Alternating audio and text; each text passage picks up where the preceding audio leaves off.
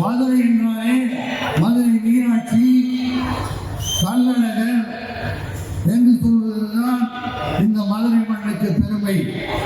இதுக்கு பிறகு இந்த சிலை அந்த மதுரைக்கு ஒரு பெருமையை தேடி தரும் அளவுக்கு இருக்கிறார்கள்.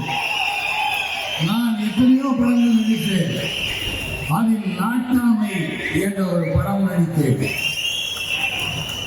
அண்ணனா இருந்தாலும் தம்பியா இருந்தாலும் அக்கானா இருந்தாலும் தங்கச்சியா இருந்தாலும் மாமனா இருந்தாலும் மச்சானா இருந்தாலும் நியாயம் நியாயம்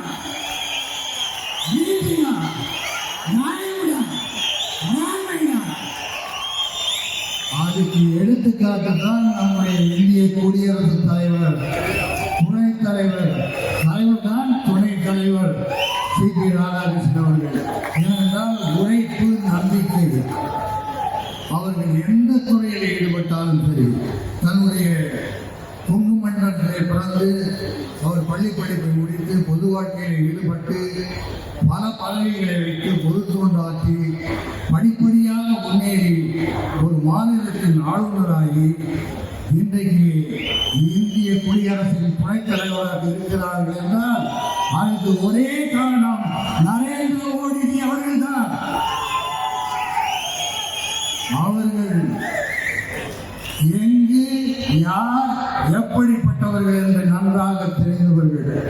அவர் கண்ணில் பட்டதை, மனதில் பட்டதை செய்யக்கூடிய ஒரே தலைவர் நரேந்திர மோடி அவர்கள்.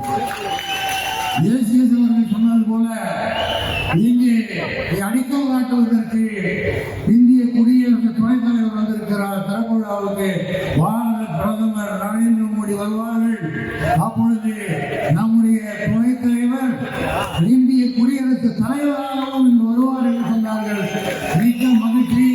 இந்த நேரத்தில் என்னுடைய நன்றி கலந்த வணக்கத்தையும் நன்றியையும் நரேந்திர மோடிஜி அவர்களுக்கு தெரிவித்துக் கொண்டு இந்த ஏசிஎஸ் அவர்களுக்கும் என்னுடைய நன்றியை கூறி விடைபெறுகிறேன். நன்றி, வணக்கம்.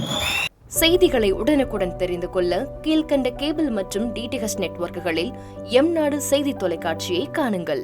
பாதகம் செய்பவரை கண்டால் நாம் பயம் கொள்ளலாகாது பாப்பா. மோதி மிதித்துவிடு பாப்பா, அவர் முகத்தில் உமிழ்ந்துவிடு பாப்பா. அண்மை செய்திகளை உடனுக்குடன் தெரிந்து கொள்ள இணைந்திருங்கள் எம்நாடு தொலைக்காட்சியுடன்.